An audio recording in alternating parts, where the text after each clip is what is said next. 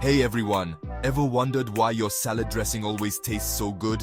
Well, today, I'm diving into the science behind it, specifically how emulsifiers make your vinaigrette awesome.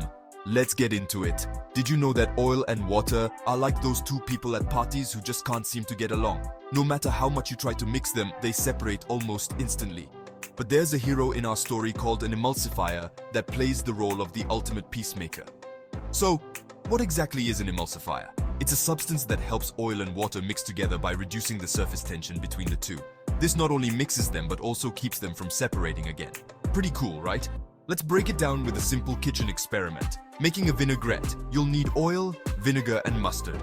Yes, mustard. It's not just for hot dogs, it's a fantastic emulsifier. First, let's pour some vinegar into a bowl. Now, add the oil. Just swirl it a bit. See how they separate? Now, let's add a teaspoon of mustard. Whisk it vigorously. Notice anything different? The mixture suddenly turns smooth and even. That's your emulsifier at work. Mustard contains lecithin, a natural emulsifier, which helps blend our oil and vinegar into a delicious, unified dressing. What's happening on a molecular level is fascinating. The emulsifier molecules have two ends. One is attracted to water, and the other to oil.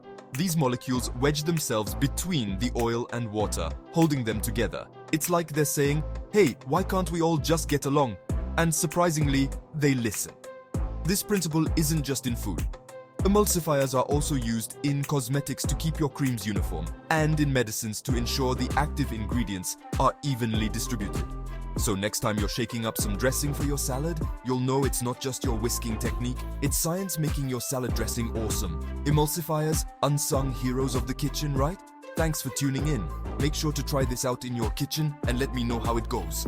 Until next time, keep exploring the wonders of everyday science around you.